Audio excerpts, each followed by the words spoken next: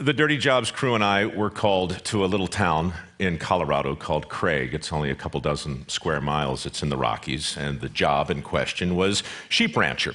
My role on the show, for those of you who haven't seen it, it's pretty simple. I'm an apprentice, and I work with the people who actually do the jobs in question, and my responsibilities are to simply try and keep up and give an honest account of what it's like to be these people for one day in their life. Job in question, herding sheep. Great. We go to Craig, and we check into a hotel, and I realize the next day that castration is going to be an absolute part of this work. So normally I never do any research at all, but this is a touchy subject, and I work for the Discovery Channel, and we want to portray accurately whatever it is we do, and we certainly want to do it with a lot of respect for the animals. So I call the Humane Society and I say, look, I'm going to be castrating some lambs. Can you tell me the deal? And they're like, yeah, it's pretty straightforward. They use a band, basically a rubber band like this, a little smaller. This one was actually around the playing cards I got yesterday, but it had a certain familiarity to it. And I said, well, what exactly is the process? And they said the band is applied to the tail tightly, and then another band is applied to the scrotum tightly. Blood flow is slowly retarded. A week later, the parts in question fall off. Great, got it. Okay, I call the SPCA to confirm this. They confirm it. I also call PETA, just for fun, and they don't like it, but they confirm it. Okay, that's basically how you do it. So the next day I go out and I'm given a horse and we go get the lambs and we take them to a pen that we built and we go about the business of animal husbandry. Melanie is the wife of Albert. Albert's the shepherd in question. Melanie picks up the lamb, one hand on both legs on the right, likewise on the left. Lamb goes on the post, she opens it up. All right, great. Albert goes in. I follow Albert, the crew's around. I always watch the process done the first time before I try it. Being an apprentice, you do that. Albert reaches in his pocket to pull out, this black rubber band, but what comes out instead is a knife. And I'm like, that's not rubber at all, And he kind of flicked it open in a way that caught the sun that was just coming over the Rockies. It was very, it was impressive.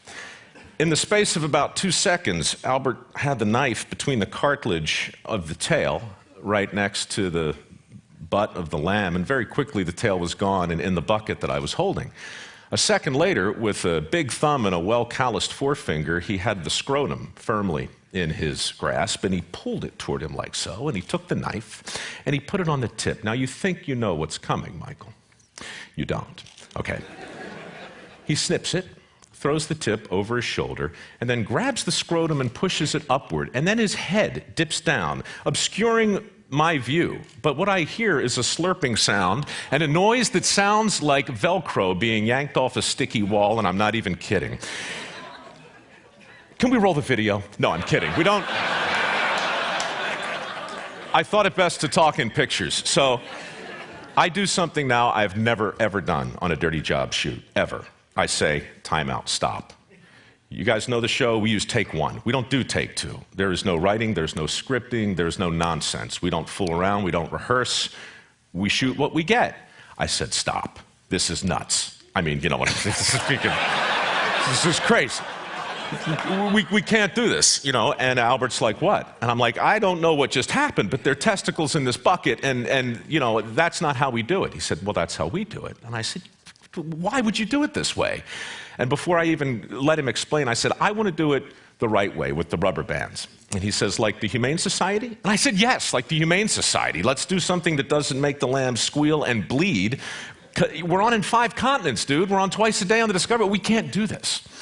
He says, okay. He goes to his box and he pulls out a bag of these little rubber bands. Melanie picks up another lamb, puts it on the post. Band goes on the tail, band goes on the scrotum. Lamb goes on the ground. Lamb takes 2 steps, falls down. Gets up, shakes a little, takes another couple steps, falls down. I'm like, this is not a good sign for this lamb at all. Gets up, walks to the corner. It's quivering, and it lies down, and it's in obvious distress. And I'm looking at the lamb, and I say, Albert, how long? Just, when's he get up? He's like, a day. I said, day? How long does it take him to fall off? A week. Meanwhile, the lamb that he had just did his little procedure on He's just prancing around, bleeding stopped. He's, nibbling on some grass, frolicking. And I was just so blown away at how completely wrong I was in that second. And I was reminded how utterly wrong I am so much of the time. And I was especially reminded of what a ridiculously short straw I had that day, because now I had to do what Albert had just done, and there are like 100 of these lambs in the pen. And suddenly this whole thing's starting to feel like a German porno, and I'm like... Melanie picks up the lamb, puts it on the post, opens it up. Albert hands me the knife. I go in, tail comes off. I go in, I grab the scrotum, tip comes off. Albert instructs, push it way up there. I do. Push it further. I do. The testicles emerge. They look like thumbs coming right at you, right? And he says, bite them. Just bite them off. And I heard him. I heard all the words. Like, how did I get here? How did I get here? It's just one of those moments where the brain goes, off on its own, and suddenly I'm standing there in the Rockies, and all I can think of is the Aristotelian definition of a tragedy. Aristotle says a tragedy is that moment when the hero comes face to face with his true identity. And I'm like, this is a jacked up metaphor. I don't like what I'm thinking right now, and I can't get this thought out of my head, and I can't get that vision out of my sight. So I did what I had to do. I went in, and I took him like this, and I yanked my head back, and I'm standing there with two testicles on my chin. And now I can't shake the metaphor, okay? I'm still in poetics and Aristotle, and I'm thinking, out of nowhere, two terms come crashing into my head that I hadn't heard since my classics professor in college drilled them there, and they are anagnorisis and peripeteia. Anagnorisis and peripeteia. Anagnorisis is the Greek word for discovery. Literally, the translation, the transition from ignorance to knowledge is anagnorisis. It's what our network does. It's what Dirty Jobs is, and I'm up to my neck in anagnorises every single day. Great. The other word, peripeteia, that's the moment in the great tragedies, Euripides and Sophocles. That's the moment where Oedipus has his moment where he suddenly realizes that hot chick he's been sleeping with and having babies with is his mother, okay? That's peripety, or peripeteia. And this metaphor in my head, I got anagnorisis and peripeteia on my chin. I got to tell you, it's such a great device, though. When you start to look for peripeteia, you find it everywhere. Bruce Willis in The Sixth Sense, right? He spends the whole movie trying to help the little kid who sees dead people, and then boom, oh, I'm dead, peripeteia. It's crushing when the audience sees it the right way. Neo in The Matrix, oh, I'm living in a computer program. That's weird.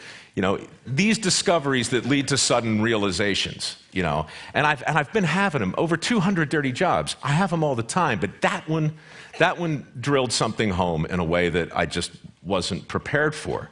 And as I stood there, looking at the happy lamb that, I had just defiled, but it looked okay. Looking at that poor other little thing that I'd done it the right way on. And I just was struck by, if I'm wrong about that, and if I'm wrong so often in a literal way, what other peripatetic misconceptions might I be able to comment upon? Because look, I'm not a social anthropologist, but I have a friend who is, and I talked to him, and he says, hey, Mike, look, I don't know if your brain is interested in this sort of thing or not, but do you realize, you've shot in every state.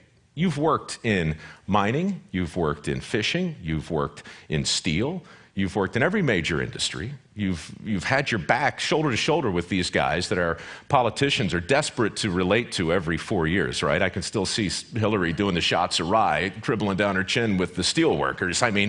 These are the people that I work with every single day.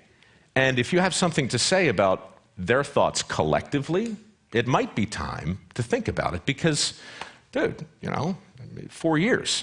So that's in my head, testicles are on my chin, thoughts are bouncing around, and after that shoot, Dirty Jobs really didn't change in terms of what the show is, but it changed for me personally. And now when I talk about the show, I no longer just tell the story you heard and 190 like it. I do, but I also start to talk about some of the other things I got wrong, some of the other notions of work that I have just been assuming are sacrosanct, and they're not. People with dirty jobs are happier than you think. As a group, they're the happiest people I know.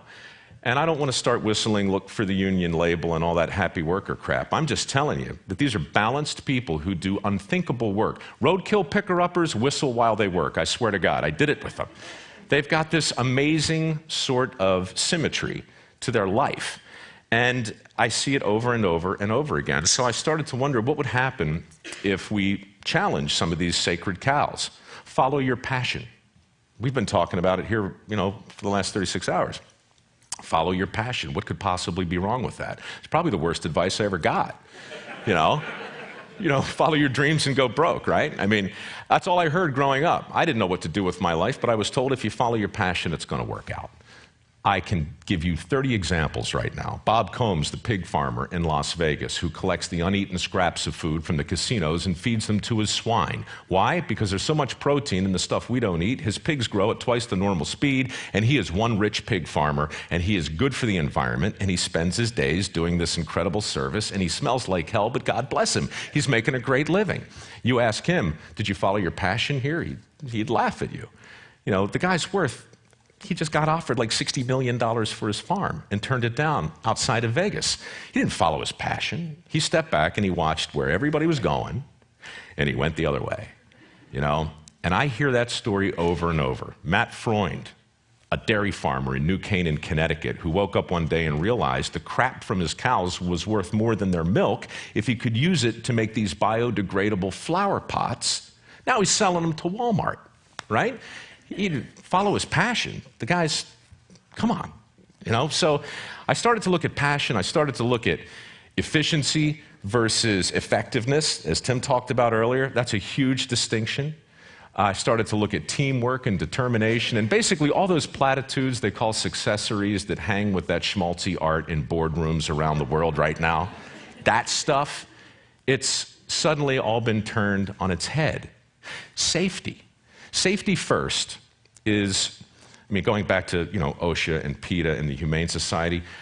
What if OSHA got it wrong? This is heresy, what I'm about to say, but what if it's really safety third, right? No, really, what I mean to say is, I value my safety on these crazy jobs as much as the people that I'm working with, but the ones who really get it done, they're not out there talking about safety first. They know that other things come first. The business of doing the work comes first, the business of getting it done. And, I'll never forget, up in the Bering Sea, I was on a crab boat with the Deadliest Catch guys, which I also work on in the first season. We're about 100 miles off the coast of Russia, 50-foot seas, big waves, green water coming over the wheelhouse, right? Most hazardous environment I'd ever seen, and I was back with a guy lashing the pots down. So I'm 40 feet off the deck, which is like looking down at the top of your shoe, and it's doing this in the ocean. Unspeakably dangerous. I scamper down, I go into the wheelhouse, and I say with some level of, incredulity, Captain, OSHA? And he says, OSHA? Ocean. And he points out there, but in that moment, what he said next can't be repeated in the lower 48. It can't be repeated on any factory floor or any construction site. But he looked at me and he said, son, and he's my age, by the way, he calls me son. I love that. He says, son, I'm the captain of a crab boat. My responsibility is not to get you home alive. My responsibility is to get you home rich. You want to get home alive? That's on you. And for the rest of that day, safety first. I was like... So, the idea that we create this sense of complacency when all we do is talk about somebody else's responsibility as though it's our own and vice versa. Anyhow, a whole lot of things. I could talk at length about the many little distinctions we made and the endless list of ways that I got it wrong. But what it all comes down to is this. I have formed a theory, and I'm going to share it now in my remaining 2 minutes and 30 seconds. It goes like this. We've declared war on work as a society, all of us. It's a civil war. It's a Cold War, really. We didn't set out to do it, and we didn't twist our mustache in some Machiavellian way, but we've done it. And we have waged this war on at least 4 fronts, certainly in Hollywood. The way we portray working people on TV, it's laughable. If there's a plumber, he's 300 pounds and he's got a giant butt crack, admit it. You've seen him all the time. That's what plumbers look like, right? We turn them into heroes, or we turn them into punchlines. That's what TV does. We try hard on dirty jobs not to do that, which is why I do the work and I don't cheat. But we've waged this war on Madison Avenue. I mean, so many of the commercials that come out there in the way of a message, what's really being said? Your life would be better if you could work a little less, if you didn't have to work so hard, if you could get home a little earlier, if you could retire a little faster, if you could punch out a little sooner. It's all in there, over and over again and again. Washington, I can't even begin to talk about the deals and policies in place that affect the bottom line reality of the available jobs, because I don't really know. I just know that that's a front in this war. And right here, guys, Silicon Valley. I mean, how many people have an iPhone on them right now? How many people have their Blackberries on? We're plugged in, we're connected. I would never suggest for a second that something bad has come out of the tech revolution. Good grief, not to this crowd. But I would suggest that innovation without imitation is a complete waste of time. And nobody celebrates imitation the way dirty jobs guys know it has to be done. Your iPhone without those people making the same interface, the same circuitry, the same board over and over, all that, that's what makes it equally as possible as the genius that goes inside of it. So we've got this new toolbox, Our tools today don't look like shovels and picks. They look like the stuff we walk around with. And so the collective effect of all of that has been this marginalization of lots and lots of jobs. And I realized, probably too late in this game, I hope not, because I don't know if I can do 200 more of these things, but we're going to do as many as we can. And to me, the most important thing to know and to really come face to face with is the fact that I got it wrong about a lot of things, not just the testicles on my chin. I got a lot wrong. So we're thinking, by we, I mean me, that the thing to do is to talk about a PR campaign for work. Manual labor, skilled labor. Somebody needs to be out there talking about the forgotten benefits. I'm talking about grandfather stuff, the stuff a lot of us probably grew up with, but we've kind of lost a little. Barack wants to create 2.5 million jobs. The infrastructure is a huge deal. This war on work that I suppose exists has casualties like any other war. The infrastructure is the first one. Declining trade school enrollments are the second one. Every single year, fewer electricians, fewer carpenters, fewer plumbers, fewer welders, fewer pipe fitters, fewer steam fitters. The infrastructure jobs that everybody is talking about creating are those guys, the ones that have been in decline over and over. Meanwhile, we got $2 trillion at a minimum, according to the American Society of Civil Engineers, that we need to expend to even make a dent in the infrastructure, which is currently rated at a D-. So if I were running for anything, and I'm not, I would simply say that the jobs we hope to make and the jobs we hope to create aren't going to stick unless they're jobs that people want. And I know the point of this conference is to celebrate the things that are near and dear to us. But I also know that clean and dirty aren't opposites. They're two sides of the same coin. Just like innovation and imitation, like risk and responsibility, like peripeteia and anagnorisis, like that poor little lamb who I hope isn't quivering anymore, and like my time that's gone. It's been great talking to you. And get back to work, would you?